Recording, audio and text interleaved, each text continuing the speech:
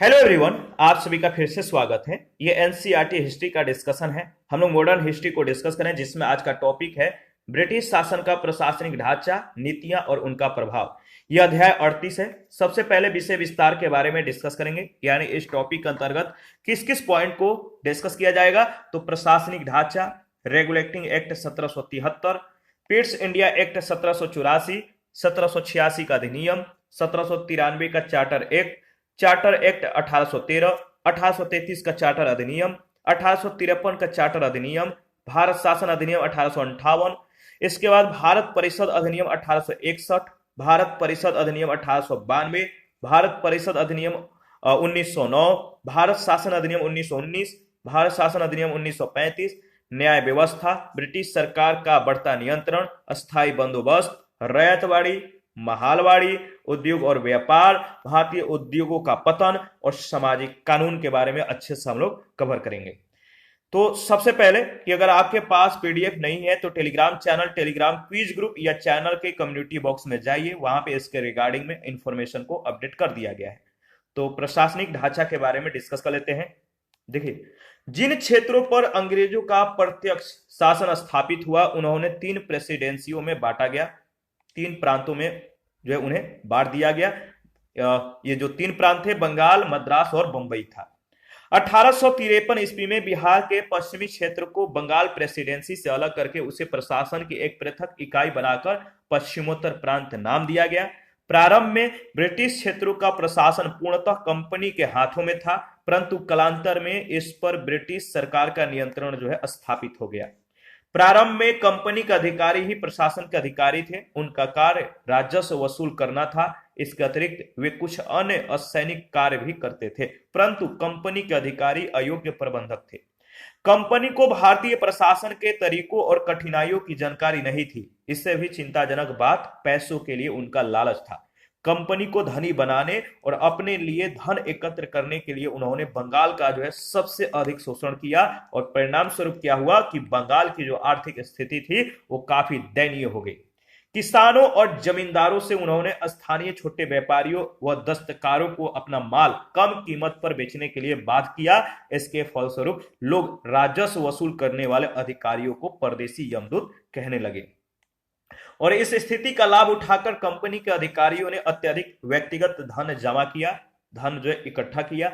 नौकरी से अवकाश लेकर इंग्लैंड लौटने पर वे आरामदायक जीवन व्यतीत करने लगे, भोग विलास करने लगे। इंग्लैंड के लोग उन्हें नवाब कहकर पुकारते थे, इसलिए ये जो है धन जमा करते थे। इधर भारत में आम जनता का जो जीवन था वो अत्यधिक कष्टमयी था, दुखदायी था। विपत्ति के दिनों के लिए वे कुछ भी बचा कर रखने में असमर्थ थे। इसके कह सकते हैं कि परिणाम स्वरूप उन्हें जो है 1770 ईस्वी से 1771 ईस्वी के बीच जो अकाल पड़ा, इसका भुगतान वे लोग किस तरह किए, तो अकाल से बंगाल में लगभग 1/3 लोगों की मृत्यु हो गई।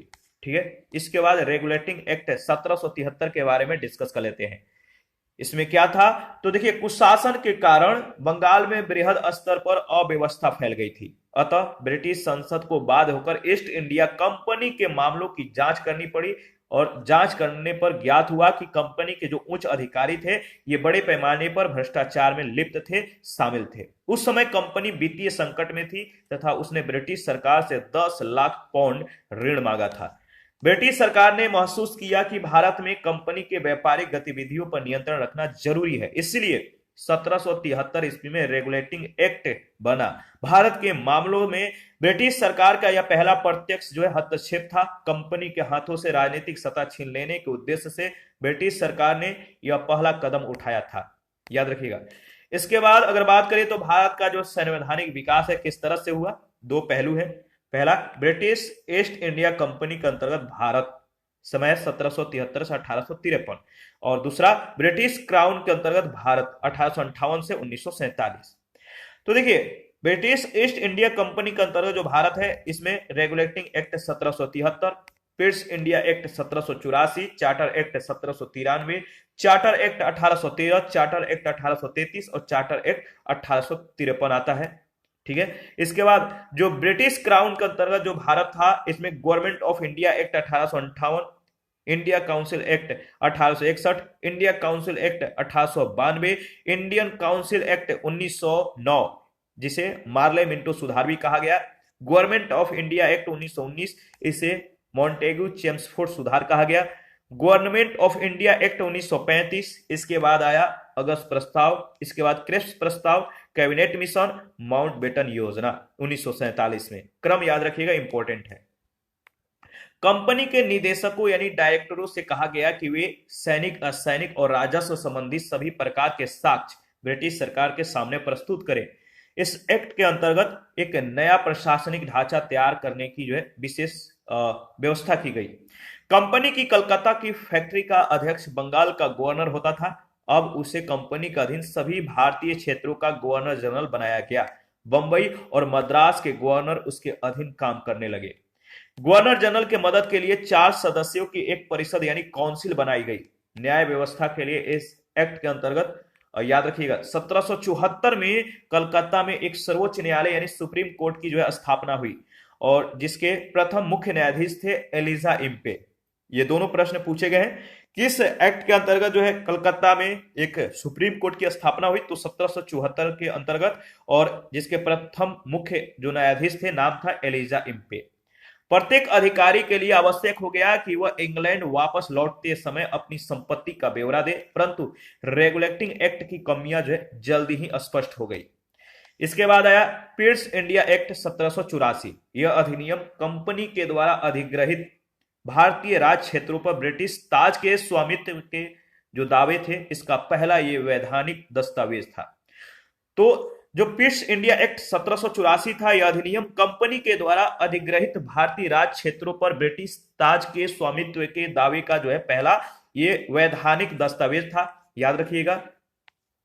और देखिए इस एक्ट के माध्यम से कंपनी के व्यापारिक और राजनैतिक क्रियाकलापों को अलग अलग कर दिया गया।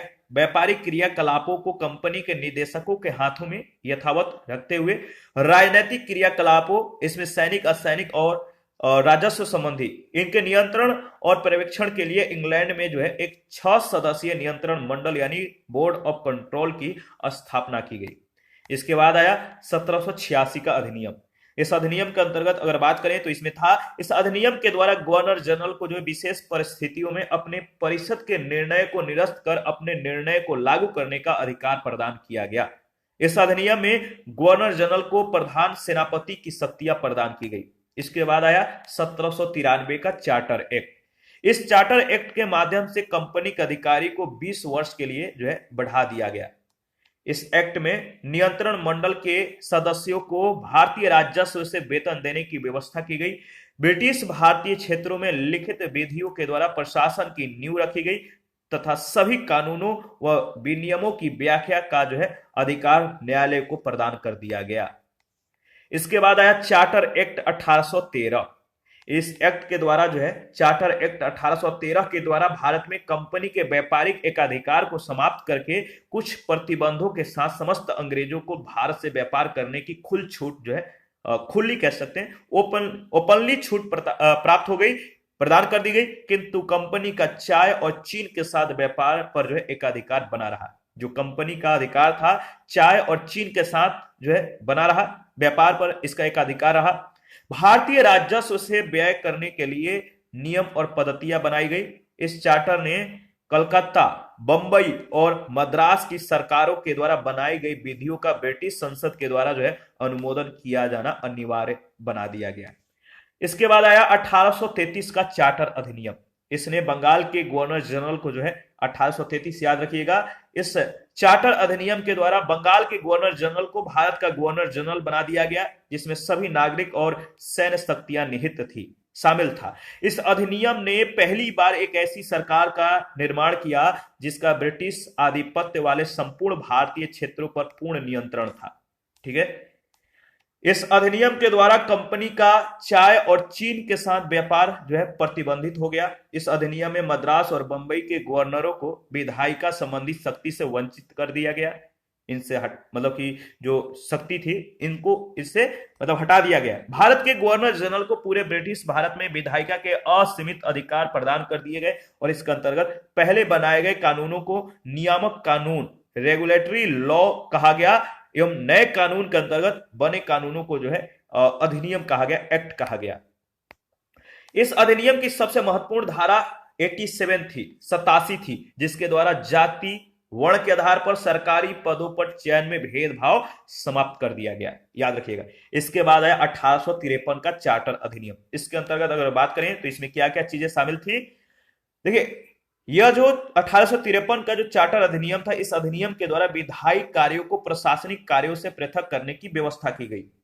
विधि निर्माण के लिए भारत के लिए एक अलग 12 सदस्यीय विधान परिषद की स्थापना की गई।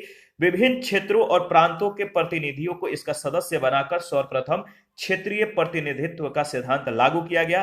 परिषद की इस शाखा ने निम्न संसद की तरह कार्य किया, याद रखिएगा।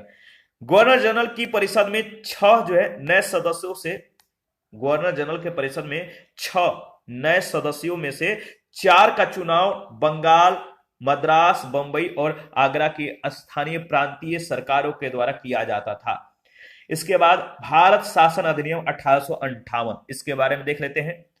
वर्ष 1858 के पश्चात ब्रिटिश शासन के अंतर्गत जो है भारत में किए गए सुधारों का मुख्य उद्देश्य 1857 के विद्रोह जैसी घटना की पुनरावृत्ति को रोकना और साथ ही एक प्रशासनिक व्यवस्था को स्थापित करके भारत का उपयोग ब्रिटिश औपनिवेशिक हित में करना था। इस अधिनियम के अंतर्गत अगर बात करें तो भारत का शासन प्रत्यक्ष रूप से महारानी विक्टोरिया का अधीन हो गया।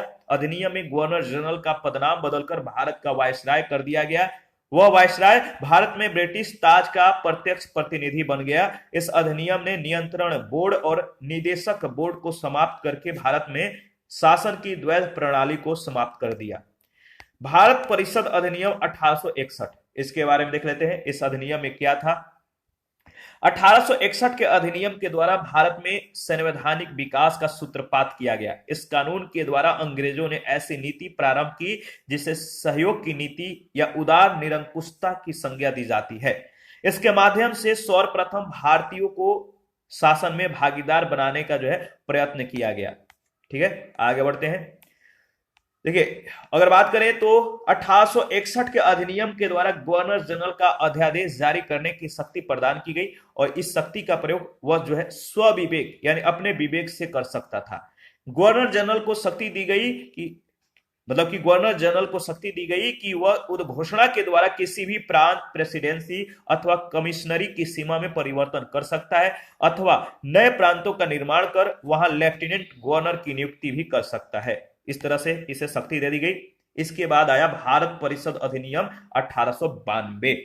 भारत परिषद अधिनियम 1892 के अंतर्गत अगर बात करें तो इसमें जो चीजें थी आपको ध्यान रखना है। इसके माध्यम से केंद्रीय और प्रांतीय विधान परिषदों में अतिरिक्त यानी गैर सरकारी सदस्यों की संख्या में वृद्धि की गई। तो 1892 का जो भारत परिषद अधिनियम था, इसमें जो है गैर सरकारी सदस्यों की संख्या में वृद्धि की गई। बहुमत सरकारी सदस्यों का ही, मतलब कि कह सकते हैं कि यद्यपि बहुमत सरकारी सदस्यों का ही रहता था। इसके माध्यम से केंद्रीय और प्रांतीय विधान परिषदों में अतिरिक्त जो गैर सरकारी सदस्य थे, इनकी संख्या में वृद्धि हुआ तो बहुमत सरकारी सदस्यों का ही रहता था। इस अधिनियम में गैर सरकारी सदस्यों की नियुक्ति के लिए अप्रत्यक्ष निर्वाचन का प्रावधान किया गया था। विधान परिषदों की शक्तियों में वृद्धि हुई। अब इसे आर्थिक नीति और बजट पर बहस करने की अनुमति प्राप्त हुई। किसके माध्यम से? भारत परिषद अधिनियम 1892 के माध्यम से। पहले आर्थिक नीति और बजट पर बहस करने की अनुमति प्राप्त नहीं थी। विधान परिषद के जो शक्ति था वो सीमित था। परिषद के सदस्यों को जनहित से संबंधित मुद्दों पर भी प्रश्न पूछने का अधिकार दे दिया गया।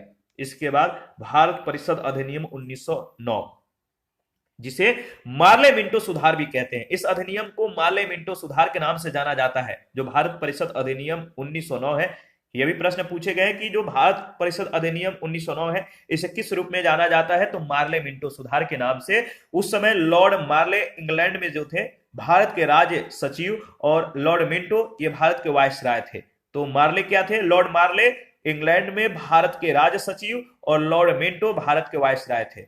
इसने केंद्रीय और प्रांतीय विधान परिषदों के आकार में काफी वृद्धि की। केंद्रीय परिषद में इनकी संख्या 16 से 60 हो गई। प्रांतीय विधान परिषदों में इनकी संख्या जो है एक समान नहीं थी।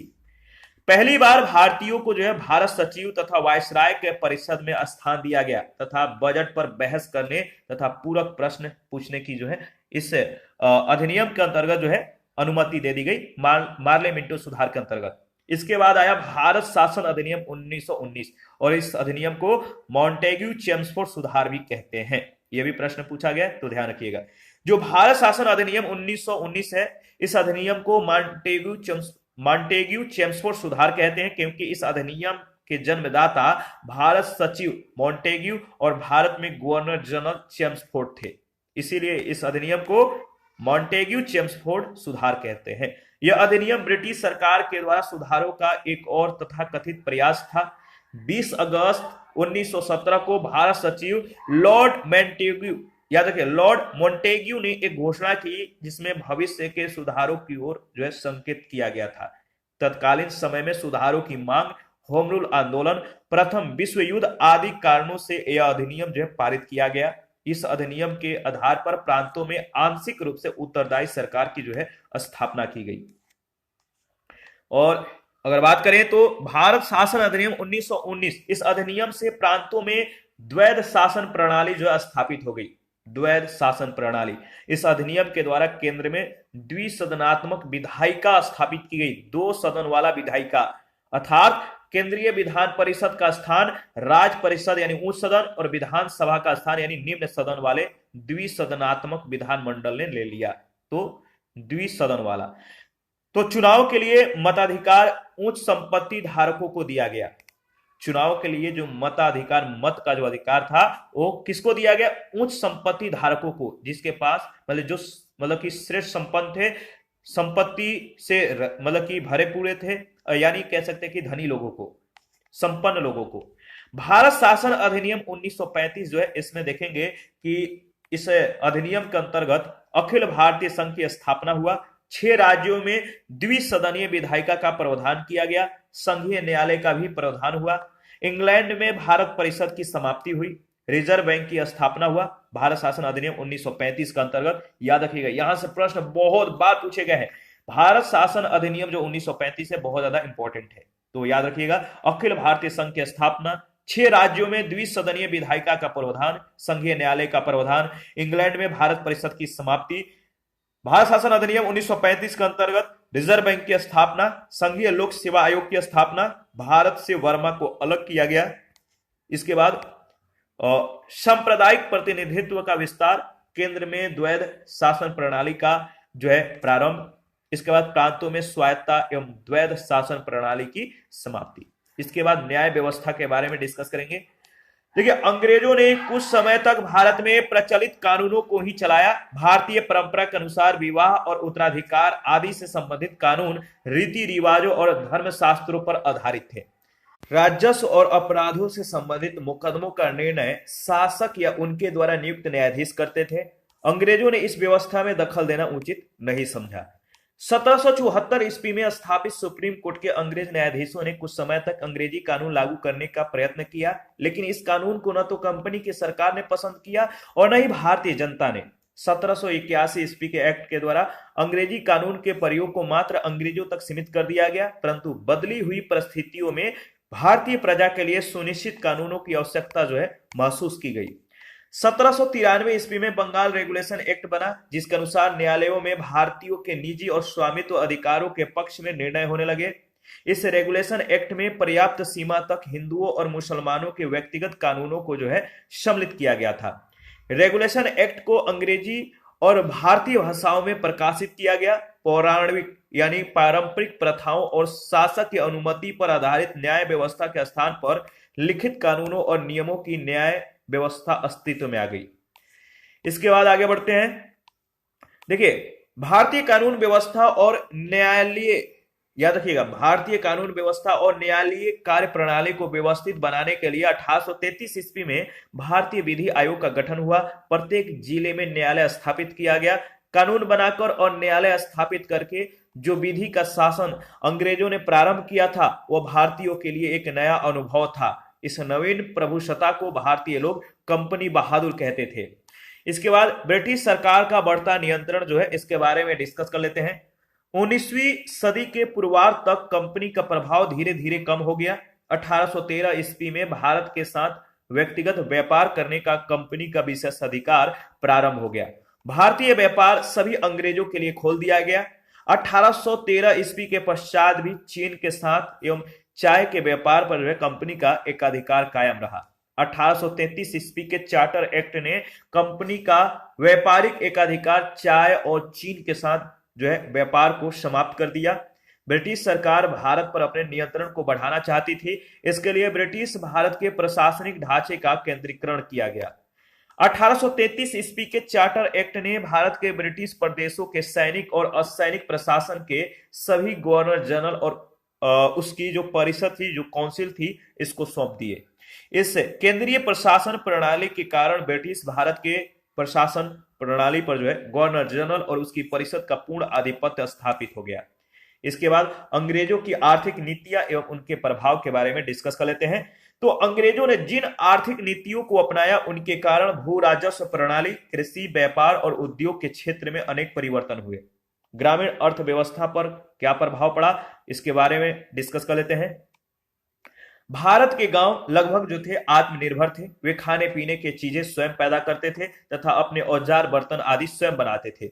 गांव में होने वाले विवादों का निपटारा पंचायतें और जाति पंचायतें करती थी। बाहर की कुछ ही वस्तुओं की गांव के लोगों को आवश्यकता पड़ती थी, जैसे नमक, अच्छी गुणवत्ता का कपड़ा, धातुओं के औजार और श्रीमंतों के लिए सोना व चांदी। देखिए, किसान परिवार कृषि करते थे। किसान परिवार थे वो खेती गृहस्थी करते थे तथा अपनी उपज का एक हिस्सा राजस्व के रूप में शासक को देते थे। भूमि के मामले में उनके कुछ विशेषाधिकार कह सकते हैं कि यह विशेष अधिकार थे और उन्हें भूमि से बेदखल नहीं किया जा सकता था। राज्य सामान्यतः गांव के प्रधान के द्वारा राजस्व की वसूली करता था। अंग्रेजों ने अपने शासन जो अंग्रेज थे, इन्होंने अपना शासन स्थापित किया और अपने अधिकारियों और भारतीय एजेंटों के जो भारतीय एजेंट थे, इनके नियंत्रण में पुरानी व्यवस्था को जारी रखा। अफसर किसानों को प्रताड़ित करने लगे, जिसके कारण कंपनी की बड़ी बदनामी हुई। परिणाम स्वरूप उसे अपनी नीति बदलनी पड़ी। राजस्व अधिकारियों, पुलिस और न्यायिक अधिकारियों जैसे बाहरी लोगों के व्यापक हस्तक्षेप का दौर प्रारंभ हुआ। ग्राम पंचायतों की सत्ता समाप्त हो गई। राजस्व निश्चित रकम के रूप में वसूल किया जाने लगा, भले ही उत्पादन कुछ भी क्यों ना हो। राजस्व की वसूली मुद्रा के रूप में होने लगी, इसीलिए किसान ऐसी फसलें उगाने के लिए विवश हुए जिन्हें बाजार में बेचा जा सके। गांव में कपड़े और अन्य उत्पादित वस्तुएं पहुंचने लगी, तो स्थानीय दस्तकारों के धंधे ये संकट में आ गए, धंधे चौपट होने लगे और इन सब कारणों से गांवों की आत्मनिर्भरता वो समाप्त हो गई। इसके बाद नई भूमि व्यवस्था है, इसके बारे में डिस्कस कर लेते हैं। ब्रिटिश क्षेत्रों के विस्तार के साथ साथ भू राजस्व वसूली की राशि वो बढ़ती गई। ठीक है, इसके बाद भू राजस्व कंपनी की आय का सबसे बड़ा स्रोत हो गया। इस आय का एक बड़ा हिस्सा कंपनी सरकार को भेंट के रूप में देती थी। 1767 ईस्वी से कंपनी को प्रत्येक वर्ष 4 लाख पाउंड ब्रिटिश सरकार के खजाने में जमा करने पड़ते थे। गवर्नर जनरल वारेन हेस्टिंग्स ने 1772 ईस्वी में बंगाल में द्वैध शासन व्यवस्था को समाप्त करके फार्मिंग सिस्टम यानी इजारेदारी प्रथा का प्रारंभ भू राजस्व की वसूली के लिए किया। इजारेदारी प्रथा, फार्मिंग सिस्टम के अंतर्गत कंपनी किसी क्षेत्र या जिले के भू क्षेत्र से राजस्व वसूली की जिम्मेदारी उसे सौंपती थी जो सबसे अधिक बोली लगाता था। कंपनी राजस्व का एक भाग भारत से इंग्लैंड व अन्य देशों को निर्यात करती थी। वारेन हेस्टिंग्स के समय में कंपनी ने बंगाल और बिहार में राजस्व वसूली का अधिकार की नीलामी प्रारंभ की थी। ऐसा व्यक्ति जो सबसे ऊंची बोली लगाता था, जो सबसे ज्यादा कीमत अदा करता था, उसे एक निश्चित क्षेत्र से राजस्व वसूल करने का अधिकार दे दिए जाते थे। इसे जमींदारी व्यवस्था कहते हैं। इसके बाद अस्थायी बंदोबस्त के बारे में डिस्कस कर लेते हैं। नीलामी की व्यवस्था से कंपनी की आय में सुस्थिरता नहीं आई, इसीलिए कंपनी ने बंगाल और बिहार में भू राजस्व अस्थायी रूप से निश्चित करने का निर्णय किया। ठीक है, याद रखिएगा। इसके बाद देखिए, ब्रिटिश कालीन भू राजस्व व्यवस्था है, इसके 3 भाग हैं। अस्थायी बंदोबस्त या जमींदारी व्यवस्था या जमींदारी बंदोबस्त। इसके अंतर्गत अगर बात करें तो नाम आता है लॉर्ड कॉर्नवालिस का 1793। ये पारित हुआ कहां कहां पर, तो अस्थाई बंदोबस्त या जमींदारी बंदोबस्त को लागू करने वाला लॉर्ड कॉर्नवालिस था 1793 में। बंगाल, बिहार, उड़ीसा, उत्तर प्रदेश, बनारस और उत्तरी कर्नाटक में यह लागू हुआ। समस्त अंग्रेजी भारत का जो इसका हिस्सा था इस बंदोबस्त के अंतर्गत वो था 19%। याद रखिएगा, भूमि अधिग्रहण सदैव के लिए जमींदार को जो है दे दिया जाता था। ब्रिटिश सरकार को राजस्व देने की जिम्मेदारी जो थी वो जमींदार की थी। ठीक है, इसका प्रभाव भी हम लोग देखेंगे, प्रभाव क्या हुआ। इसके बाद देखिए रैयत बाड़ी आया। रैयत बाड़ी का जो मतलब कि कह सकते हैं कि इसका जो संबंध है वो है टॉमस मुनरो 1820 ईस्वी में। इन्होंने रैयत बाड़ी व्यवस्था जो है आरंभ किया था और इसको जो है बंबई, मद्रास, असम में लागू हुआ। ये जो रैयत बाड़ी था वो सबसे ज्यादा कहां पर प्रचलित हुआ, बंबई, मद्रास और असम में। और ये जो रैयत बाड़ी व्यवस्था था ये समस्त अंग्रेजी भूमि का 51% पर लागू हुआ। भूमि का मालिक किसान होता था।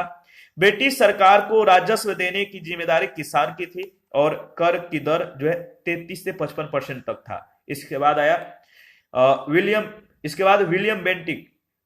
इसके अंतर्गत महालवाड़ी का जो है मतलब कि स्टार्ट होता है, महालवाड़ी व्यवस्था आरंभ होता है विलियम बेंटिक के मतलब कि द्वारा 1833 में। और महालवाड़ी के अंतर्गत जो क्षेत्र कवर किया गया, उत्तर प्रदेश, मध्य प्रांत और पंजाब, ये समस्त भूमि का 30% जो है कवर किया। भूमि पर गांव का जो है अधिकार होता था। ब्रिटिश सरकार को राजस्व देने की जिम्मेदारी समस्त गांवों के मुखियाओं को दी गई और कर की दर जो होती थी इसमें 60%। इन तीनों की जो प्रभाव हुआ किसका, अस्थाई बंदोबस्त या जमींदारी बंदोबस्त कह सकते हैं, या रैयतवाड़ी और महालवाड़ी, ये तीनों की जो प्रभाव हुआ, इन तीनों की व्यवस्थाओं से जो प्रभाव पड़ा वो हुआ कि पारंपरिक अर्थव्यवस्था का विघटन हो गया। कृषकों की दरिद्रता बढ़ गई कि जो कृषक थे वो काफी गरीब हो गए। कृषि में ठहराव तथा अवनति हुआ। ठीक है, पुराने जमींदारों का उन्मूलन और नए जमींदारों का इससे उदय हो गया और कृषि का वाणिज्यीकरण कर दिया गया। ये सभी तो मतलब ये जो तीनों कह सकते हैं जो ब्रिटिश कालीन जो भू राजस्व व्यवस्था थी, जैसे अस्थाई बंदोबस्त या जमींदारी बंदोबस्त, रैयतवाड़ी और महालवाड़ी, इन तीनों से जो प्रभाव हुआ वो इस तरह से हुआ। प्रभाव याद रखिएगा। और देखिए 1793, यहां पे एक बात और ध्यान रखिएगा, जो ये व्यवस्थाएं हैं, जो अस्थाई बंदोबस्त है या जो रैयतवाड़ी है या महालवाड़ी है, किसके समय में ये लागू हुआ, इसमें कितने भूमि जो है कवर किए गए, कहां कहां पर ये लागू हुआ और इसका प्रभाव क्या हुआ, आपको 3-4 पॉइंट ध्यान में रखना है। यहां से प्रश्न कई बार पूछे गए हैं, यहां तक कि यूपीएससी से भी यहाँ पे प्रश्न जो है मतलब कि यूपीएससी में भी पूछा जाता है, यूपीएससी से भी यहाँ के जो पॉइंट है कवर किए जाते हैं। तो 1793 ईस्वी में कॉर्नवालिस ने यह नई व्यवस्था जो लागू कर दी जिसे अस्थाई बंदोबस्त का नाम दिया गया। इस व्यवस्था के अंतर्गत जमींदार जागीर का मालिक बन गया। उसे प्रत्येक वर्ष एक निश्चित समय अवधि में, एक निश्चित टाइम पीरियड में राजस्व की एक निश्चित राशि सरकार को देनी पड़ती थी। यह बंदोबस्त ब्रिटिश भारत के 19% क्षेत्र पर लागू था। इस बंदोबस्त के अंतर्गत बंगाल, बिहार, उड़ीसा, संयुक्त प्रांत और उत्तरी कर्नाटक शामिल थे। जमींदार भूमि के मालिक नहीं होते थे, न ही वे उसे बेच सकते थे। वे किसानों को जमीन से बेदखल नहीं कर सकते थे। जमींदारों से उनकी भूमि छीनी जा सकती थी। इसके बाद अस्थाई बंदोबस्त, ये कंपनी को नियमित आय होने लगी। ये जो अस्थाई बंदोबस्त था इससे क्या हुआ, कंपनी को इस बंदोबस्त से कंपनी को नियमित आय होने लगा। इस व्यवस्था ने जमींदारों के एक नए वर्ग को जन्म दे दिया जो अंग्रेजों के प्रति वफादार थे। 1790 ईस्वी में कॉर्नवालिस ने यह योजना बनाई कि जमींदारों को जमीन के मालिक के रूप में स्वीकृत करके निश्चित अवधि के लिए निश्चित लगान के बदले उन्हें भूमि दे दी जाए। ठीक है, इस उद्देश्य से उसने बंगाल के जमींदारों के साथ 10 वर्षीय अनुबंध के बाद जो है 1793 ईस्वी में बंगाल और बिहार में इस व्यवस्था को चिर अस्थायी व्यवस्था यानी अस्थायी व्यवस्था का स्वरूप प्रदान किया। इस नई व्यवस्था ने जमींदारों को भूमि का मालिक बना दिया। भूमि पर उनका स्वामित्व पैतृक हो गया। ठीक है, अब किसान मात्र रैयत के रूप में जमींदारों पर आश्रित हो गए। तो ये जो किसान थे वो रैयत के रूप में जमींदार पर आश्रित हो गए, क्योंकि ये जो भूमि था उनका इसका स्वामित्व जो था वो पैतृक हो गया। किसानों के भूमि संबंधी एवं अन्य पैतृक अधिकार जो है समाप्त कर दिए गए।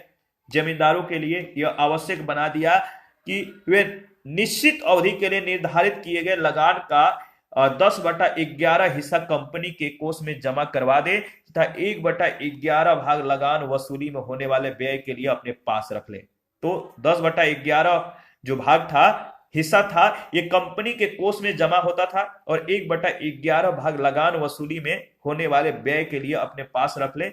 इस तरह से इसमें व्यवस्था था। जमींदारों के लिए निश्चित अवधि पर लगान जमा करना आवश्यक था, अन्यथा उनका स्वामित्व समाप्त करके उनकी जमींदारी नीलाम कर दी जाती थी। जमींदार को प्रत्येक स्थिति में फसल की पैदावार अच्छी हो या नहीं, निश्चित समय पर लगान वसूल करके कंपनी के कोष में जमा करना पड़ता था। 1799 ईस्वी में उन्हें अधिकार दिया गया कि वे लगान नहीं देने वाले किसानों को भूमि से बेदखल कर सकते हैं तथा उनकी संपत्ति जब्त कर सकते हैं। फसल का उत्पादन नहीं होने पर किसान लगान नहीं दे पाते थे। ऐसी स्थिति में उस समय अत्यधिक संख्या में किसानों को बेदखल कर दिया जाता था और इस प्रकार भूमिहीन खेतिहर मजदूरों की संख्या बढ़ती गई। इस कारण से गांवों में आज भी इनकी आबादी अत्यधिक है। देखिए, कुछ समय पश्चात अस्थायी बंदोबस्त से सरकार की अपेक्षा जमींदारों को जो है अधिक लाभ होने लगा, अधिक लाभ कमाने लगे। इसके बाद आया रैयतवाड़ी। कैप्टन रीड और टॉमस मुनरो ने वास्तविक किसानों से जो है बंदोबस्त करने का सुझाव दिया। कैप्टन रीड और टॉमस मुनरो, इन्होंने वास्तविक रूप से किसानों से बंदोबस्त करने का सुझाव दिया, जिसे रैयतवाड़ी व्यवस्था कहते हैं। और इस व्यवस्था में सरकार ने जमीन अर्थात रैयत किसानों को दे दी। यह व्यवस्था बंबई, मद्रास और असम में लागू की गई। इस व्यवस्था के अंतर्गत ब्रिटिश भारत का 51% क्षेत्र जो था वो शामिल था। 1792 ईस्वी में कैप्टन जो रीड थे, 1792 ईस्वी में कैप्टन रीड इनके प्रयासों से रैयतवाड़ी व्यवस्था को सर्वप्रथम तमिलनाडु के 12 महल, याद रखिएगा, 12 महल जिले में लागू किया गया। भूमि के उपजाऊपन और फसल की किस्म के आधार पर राजस्व 30 वर्षों तक के अवधि के लिए निश्चित कर दिया गया और इसके अंतर्गत लगान दर जो है 1/3 थी। पैदावार की कुल कीमत का लगभग आधा हिस्सा सरकार को मिलता था और इस व्यवस्था ने सरकार को सबसे बड़ा जागीरदार बना दिया। ठीक है, सरकार को सबसे बड़ा जागीरदार बना दिया इस व्यवस्था ने। इसके बाद आया महालवाड़ी। महालवाड़ी क्या था? तो पश्चिमी उत्तर प्रदेश में गांव बिरादरियों और या कह सकते हैं कि महालों के साथ महालवाड़ी बंदोबस्त किया गया। महालवाड़ी व्यवस्था जमींदारी व्यवस्था का संशोधित रूप थी। इसी का रिफॉर्म किया गया रूप था। भूमि पर गांव बिरादरियों के सामूहिक स्वामित्व को भाईचारा कहा जाता था। गांवों के समूह महाल कहलाते थे, इसीलिए इसे महालवाड़ी व्यवस्था कहा गया। पंजाब और दिल्ली में यही भूमि जो है व्यवस्था लागू की गई थी, पंजाब और दिल्ली में। यह ब्रिटिश भारत के 30% भाग पर जो है लागू की गई थी, 30% भाग पर। इसके अनुसार राजस्व को प्रति खेत के आधार पर निश्चित नहीं किया गया, बल्कि प्रत्येक महाल यानी गांव या जागीर था, तो बल्कि प्रत्येक महाल के अनुसार निश्चित किया गया था। याद रखिएगा, इसके अनुसार अगर बात करें जो महाल या जो महालवाड़ी व्यवस्था था, ये इसके अनुसार राजस्व को प्रति खेत के आधार पर निश्चित नहीं किया गया, बल्कि प्रत्येक महाल यानी गांव व जागीर के अनुसार जो है निश्चित किया गया। प्रमुख कृषि पद्धतियां जो है इनके बारे में हम लोग डिस्कस करेंगे। पहला जो है प्रथा, वो है 3 कठिया प्रथा।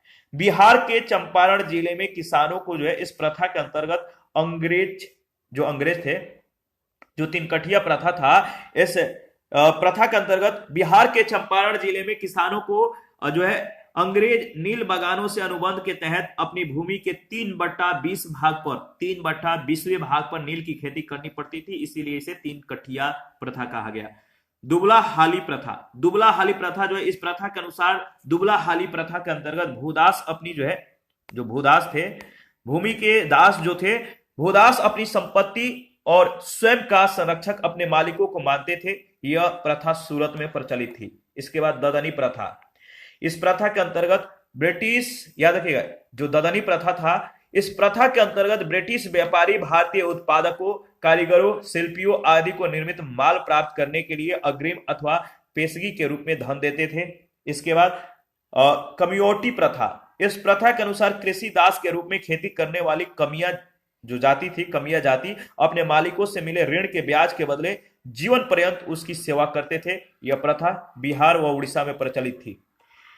तो इसीलिए जो महालवाड़ी पद्धति था, इस व्यवस्था को महालवाड़ी पद्धति के नाम से जानी जाती है। समस्त महाल ग्राम सम्मिलित रूप से राजस्व चुकाने के लिए उत्तरदायी था। इस व्यवस्था का श्रेय जो है हार्ट मैकेंजी को जाता है। गांवों के प्रधान ब्रिटिश जिलाधिकारी के अंतर्गत हो गए। निश्चित समय में सरकार को राजस्व अदा करने के कानून के कारण जो है अनेक छोटे भूस्वामी अपनी संपत्ति को गिरवी रखने या उसे बेदखल होने पर विवश हुए। तो जो कह सकते हैं कि सरकार को राजस्व अदा करने के कानून के कारण अनेक छोटे जो भूस्वामी थे अपनी संपत्ति को गिरवी रखने, यानी उन्हें जो है गिरवी रखने या उसे बेदखल होने पर विवश हुए। और इसमें लगान की जो दर थी वो परिवर्तनशील रही। इस नई भूमि यह जो नई भूमि व्यवस्था था, इस नई भूमि व्यवस्थाओं ने भारतीय कृषि उत्पाद को बाजार के साथ जोड़ करके इसे अप्रत्यक्ष रूप से जो है प्रोत्साहित किया। परिणाम स्वरूप क्या हुआ कि खाद्यान्न व नकदी फसलें और बागान की वस्तुएं आदि देशी और विदेशी बाजारों के लिए बिक्री के महत्वपूर्ण वस्तुएं बन गई। देखिए, ब्रिटिश व्यापारी अफीम को बड़े पैमाने पर चोरी छिपे जो है चीन ले जाने लगे। जो ब्रिटिश व्यापारी थे अफीम को बड़े पैमाने पर चोरी छिपे चीन ले जाने लगे। भारत में अफीम की पैदावार बढ़ाने के लिए किसानों को प्रोत्साहित किया गया। दक्कन की काली मिट्टी में कपास की खेती को बहुत ज्यादा जो है बढ़ावा मिला। अंग्रेजों ने जूट, चाय और कहवा के निर्यात से अधिकाधिक मुनाफा मिलने लगा, अधिकाधिक लाभ कमाने लगे, लाभ मिला। यह व्यवस्था सामाजिक और आर्थिक रूप से असफल सिद्ध हुई। इसके बाद उद्योग और व्यापार के बारे में डिस्कस कर लेते हैं। देखिए, सूती कपड़ों का उत्पादन देश के अनेक भागों में होता था। इसके उत्पादन के जो महत्वपूर्ण केंद्र थे कृष्णानगर था, वाराणसी था, लखनऊ, आगरा, बुरहानपुर, सूरत, भड़ौज, अहमदाबाद और मदुरई इत्यादि थे। यह लौह इस्पात, तांबा, पीतल, सोना और चांदी की वस्तुएं भी बहुत यहाँ जो थी जो ये जो जगह थे, कह सकते हैं कि लौह इस्पात, तांबा, पीतल, सोना, चांदी की वस्तुएं भी यहाँ बहुत प्रसिद्ध थी। 17वीं और 18वीं सदी में जहाज निर्माण के क्षेत्र में भारत बहुत प्रसिद्ध था। जहाज निर्माण के प्रमुख केंद्र गोवा, सूरत और मसूलीपट्टनम, सतगांव इत्यादि थे। गुजरात के शिल्पकार श्रेणियों में संगठित थे। ये श्रेणियां उत्पादित वस्तुओं के स्तर पर नजर रखती थी तथा अपने सदस्यों के कल्याण का ध्यान रखती थी। ग्राहकों के आग्रह पर और उनके द्वारा प्रदान की गई सामग्री के अनुसार शिल्पकार वस्तुओं का निर्माण करते थे। इसके बाद भारतीय उद्योगों का जो पतन है किस तरह से हुआ, इसके बारे में डिस्कस करेंगे। तो देखिए, ब्रिटिश प्रदेशों में राजे रजवाड़े के धीरे धीरे समाप्त हो जाने के कारण भारतीय उद्योगों की महत्वपूर्ण वस्तुओं की मांग जो है घटती गई। राजा और सामंत कुशल कारीगरों को नियमित वेतन देते थे, जबकि अंग्रेजों ने भारतीय शिल्पकारों को उस प्रकार का आश्रय प्रदान नहीं किया। भारत का भाग्य अब इंग्लैंड के व्यापारियों और उद्योगपतियों के हाथों में था। भारत की अधिकांश कृषि उपज देश में ही उपभोग होती थी। जो भारत की अधिकांश कृषि उपज थी वो देश में ही उपभोग होती थी, परंतु दूसरे देशों में भी भारतीय वस्तुओं की मांग थी। भारत से निर्यातित होने वाली वस्तुओं में अच्छे सूती और रेशमी कपड़े थे, मसाले था, नील, चीनी, औषधियां, कीमती पत्थर और विभिन्न प्रकार की शिल्प वस्तुओं का अंतर्राष्ट्रीय व्यापार में महत्वपूर्ण स्थान था, जिसके बदले में भारत को सोना और चांदी प्राप्त होता था। 17वीं सदी के अंत तक भारत के सूती कपड़ों की इंग्लैंड में इतनी अधिक मांग बढ़ गई, डिमांड हो गया कि वहां का कपड़ा उद्योग नष्ट हो गया।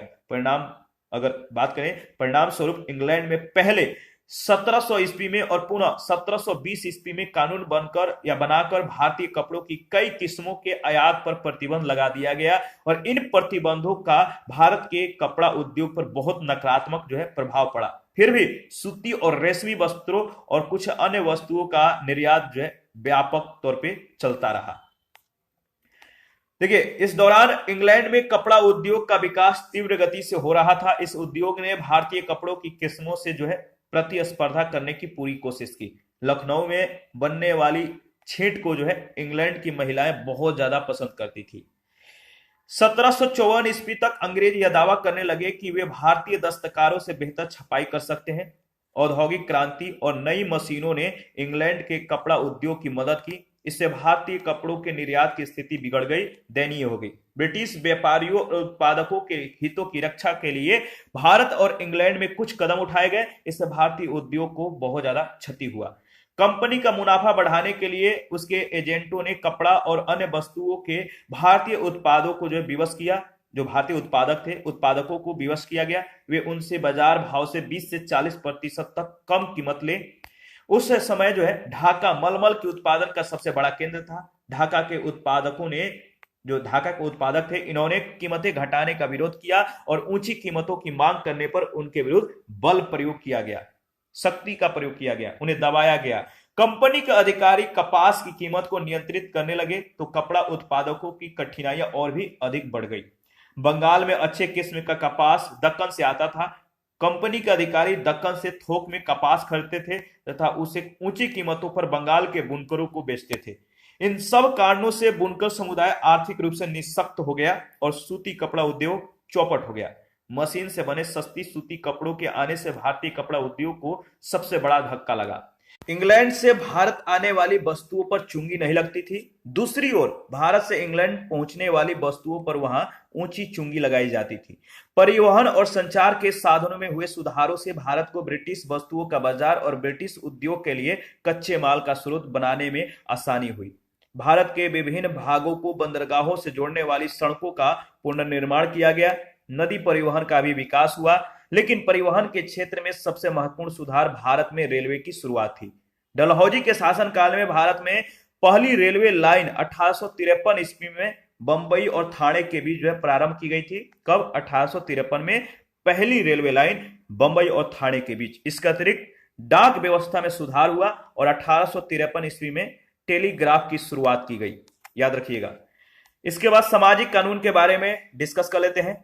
लंबे समय तक ब्रिटिश शासकों ने सामाजिक कुरीतियों पर जो है कोई ध्यान नहीं दिया। जो सामाजिक बुराइयां थी इस पर कोई ध्यान नहीं दिया। उनका उद्देश्य था भारत का आर्थिक शोषण करना, न कि सामाजिक बुराइयों को दूर करना। इस काल में भारत आए कुछ ब्रिटिश शासक या प्रशासक मानवतावादी और सुधारवादी विचारों से प्रभावित थे। उन्हीं के प्रयासों से 19वीं सदी के पहले भाग में भारत में कुछ मानवतावादी कदम उठाए गए। इसमें कुछ भारतीयों ने भी महत्वपूर्ण भूमिका निभाई। उस समय देश के कुछ भागों की कुछ समुदायों में शिशु कन्या वध की प्रथा प्रचलित थी। कन्या के जन्म लेते ही उसे मार डाला जाता था। उस समय जो है, याद रखिए, उस समय की सामाजिक प्रथाओं के अनुसार कन्याओं का विवाह अपनी जाति में करना पड़ता था। कन्या के विवाह में पिता को बहुत ज्यादा जो है धन खर्च करना पड़ता था। कन्या का अविवाहित रहना परिवार के लिए कलंक की बात समझी जाती थी। ऐसा न हो इसलिए कई कन्याओं का बचपन में ही वध कर दिया जाता था। कभी कभी धार्मिक मान्यताओं को पूरा करने के लिए नवजात पुत्र और पुत्री दोनों को जो है पवित्र नदियों में प्रवाहित कर दिया जाता था। इस क्रूर प्रथा को बंद करने के लिए सरकार ने कानून बनवाए। भारतीय समाज में स्त्रियों की दशा बड़ी दयनीय थी। बहुत छोटी उम्र में ही उनका विवाह कर दिया जाता था। समाज के कुछ वर्गों में विधवाओं का पुनर्विवाह नहीं होता था, जिस कारण उन्हें कष्ट भरा जीवन व्यतीत करना पड़ता था। याद रखिएगा। अगर बात करें तो हिंदुओं की कुछ तथाकथित उच्च जातियों में प्रचलित कुप्रथा थी, जिसके अनुसार मृत व्यक्ति के पत्नी को, जो मृत हो जाते थे, उनके पत्नी को मतलब कि पति के साथ चिता में जलाकर प्राण आहुति देनी पड़ती थी। उसको मतलब कि जो पति होते थे मर जाते थे, उसके पत्नी को जिंदा मतलब उसी के चिता में जलना पड़ता था। इस कुप्रथा को सतीदाह या सती प्रथा कहते थे। 1829 ईस्वी में बने एक कानून के माध्यम से इस क्रूर प्रथा पर रोक लगा दी गई। यह कानून गवर्नर जनरल विलियम बेंटिक के समय में जो है लागू हुआ। राजा राममोहन राय के द्वारा प्रारंभ किए गए दीर्घकालिक आंदोलन से इस प्रथा को बंद करने में सहायता मिली। समाज सुधारक ईश्वर चंद्र विद्यासागर के प्रयासों से सरकार ने 7 दिसंबर 1856 ईस्वी में विधवा पुनर्विवाह कानून बनाया। भारत में गुलामों का व्यापार भी जो है सतत रूप से प्रचलित था। हालांकि यह बड़े पैमाने पर नहीं होता था। गरीबी के कारण लोग अपने बच्चों को बेचने के लिए विवश होते थे। गुलामों या दासों से अधिकांश घरेलू काम कराए जाते थे। कभी कभी उन्हें अन्य ब्रिटिश उपनिवेशों में जो है भेजा जाता था।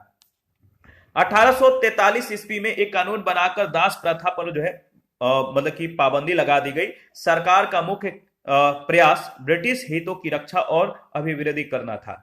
दूरगामी सामाजिक सुधारों में उनकी ज्यादा दिलचस्पी नहीं थी। इस दिशा में स्वयं भारतीयों ने प्रयास किए। भारतीयों ने धार्मिक और सामाजिक सुधारों के लिए आंदोलन शुरू किए, जो बाद में देश की आजादी के लिए चलाए जाने वाले राष्ट्रवादी आंदोलनों का आधार बने। इस टॉपिक से रिलेटेड पहला प्रश्न पूछा गया, निम्नलिखित युग्मों पर विचार कीजिए। एक तरफ भू राजस्व नीति और दूसरी तरफ उससे संबंधित राज्य मतलब कि कह सकते हैं कि वर्ष का जो है संबंध दिया गया है। तो वर्ष बताइए। तो इसमें जो कौन सा सुमेलित नहीं है वो आपको बताना है। जो वर्ष है, इस वर्ष का संबंध किस भू राजस्व नीति से नहीं है, तो इसका सही जवाब हो जाएगा रैयतवाड़ी व्यवस्था का जो वर्ष दिया गया, जो संबंध दिया गया 1840, जो कि सुमेलित नहीं है, वो है आपका बी ऑप्शन, बिल्कुल करेक्ट ऑप्शन है। इसके बाद सेकंड प्रश्न है, ब्रिटिश भू राजस्व नीतियों के संबंध में नीचे दिए गए कथनों पर विचार कीजिए। भू राजस्व नीतियों के बारे में, पहला अस्थाई तथा रैयतवाड़ी बंदोबस्त देश की परंपरागत भूमि प्रथाओं से मूलतः भिन्न थी। दूसरा, ब्रिटिश ने भूमि को बेचने, गिरवी रखने और हस्तांतरित करने या की जाने वाली वस्तु बना दिया। दोनों में से कौन सा कथन जो है वो सही है? तो इन दोनों में से दोनों कथन सत्य है। आपका सही जवाब हो जाएगा ऑप्शन सी। इसी के साथ आज का सेशन समाप्त करते हैं। नेक्स्ट सेशन में ब्रिटिश शासन के विरुद्ध विद्रोह के बारे में हम लोग डिस्कस करेंगे। आप अपना प्रतिक्रिया देते रहिए।